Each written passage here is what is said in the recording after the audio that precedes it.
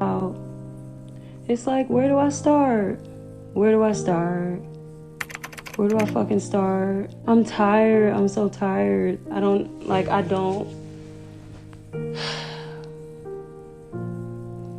Where do I fucking start? I'm tired. Like, my heart is beating so fast. Like,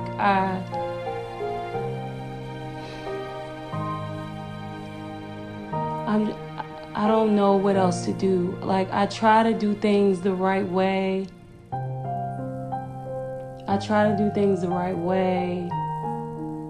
And no one takes me seriously. And so we're here, right? We're here. We're on social media again because no one takes me seriously. Like, I don't know where to start, which is probably why I should just get off. Cause I'm trying to be respectful, but I feel played right now. I feel really played. Like, I don't want to be disrespectful. I really don't, but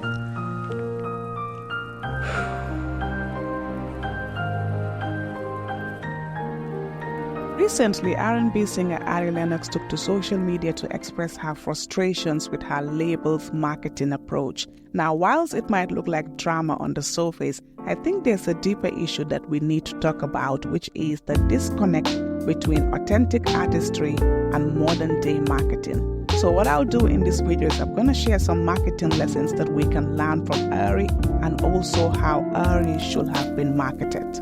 Read somewhere that you thought like you would never make it at one point. Yeah, I was gonna like leave all of this for my military boyfriend. Mm-hmm.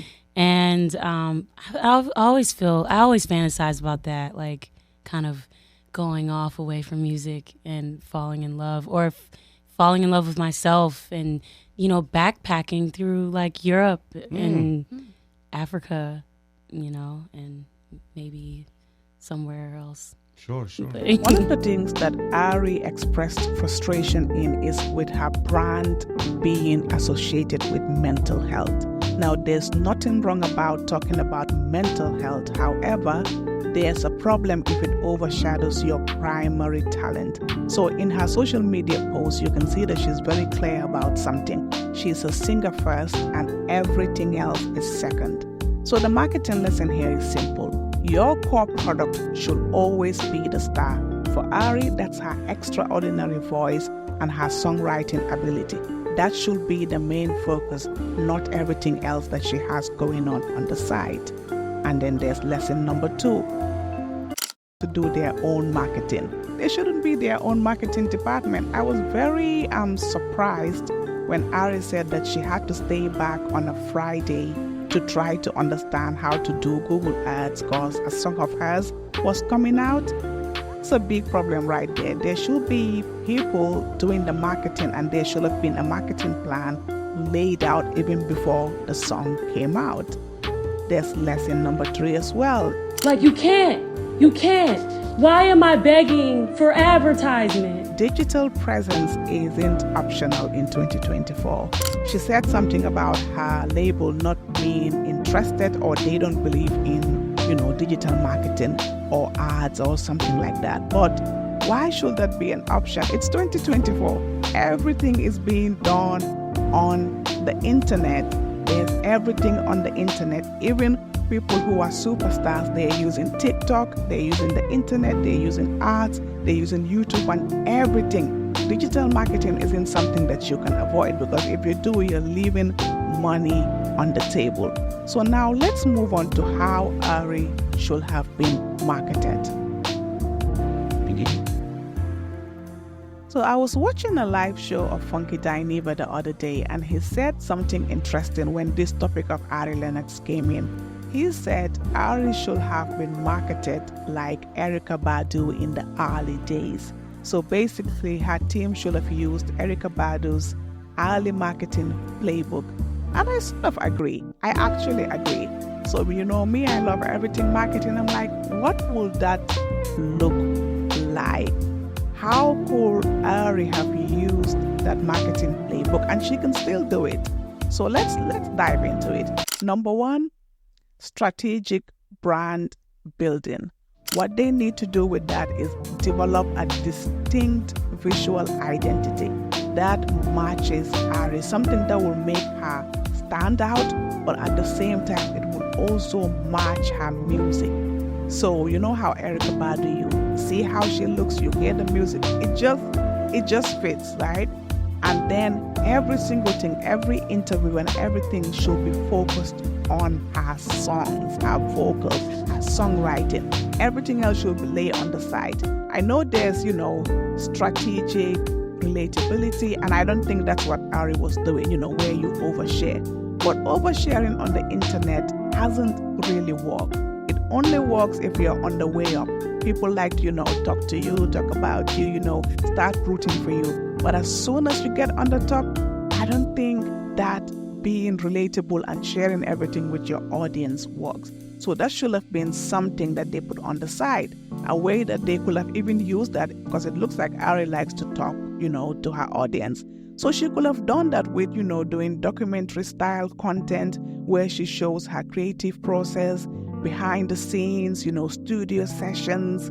She can do that. And even if she wants to, be with her audience all the time, she can do the intimate venue performances where she goes to these, neo-soul artists and collaborate with them and go to those soul music venues and do those shows. Start, building your community so that when they see you, they know you're part of them. And also another thing they could have done is work on our digital presence. So positioning is very important in marketing. How you position yourself is how people will look at you. See, there are some people who came in and they position themselves as one way. And even though they have grown to do so many things, we still associate them with the way that they were when we first saw them. That's why people always say first impressions matter, because it plays in your mind. Even if that person changes and everything, there's always something that makes you think of that. So I said all of that to say, as soon as she came out, Ari should have been positioned as a modern day torchbearer of soul music. So they should emphasize that Ari is about soul music, but at the same time, we have a contemporary twist with her. The visuals should show that it should blend vintage, but also soul elements with modern style. So that's how she should have been positioned as well. And the way that they could have done that on social media is curate the social media aesthetic that reflects, her soul music heritage, just like we've said about Erykah Badu. She could do regular live streams on Instagram where she's showing all of that, and also the partnerships that she takes should be cultural focused. And then the live venues as well. She can do one of those live venues. So I feel like Ari can do it. I've said a lot already, but I feel like she can do it. I believe she can come back and reposition herself. Now, I know people will always associate, the mental health and everything with her, but she can share her journey.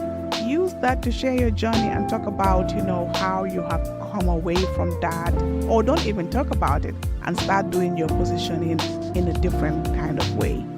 But I want to know what you think, because I feel like Ari can do really well. I actually like her. You can just tell she's genuine, she's nice. It just seems like, she's just a transparent and authentic person. She seems very honest to me. So I want her to win. What do you think of using the Erykah Badu marketing playbook? And what do you think of Ari? Can she come back from all of this? Can she rebrand? Can she position herself differently? Let me know in the comments, and I'll see you until the next video. Once again, thank you for watching, and thank you all to the commenters and the subscribers.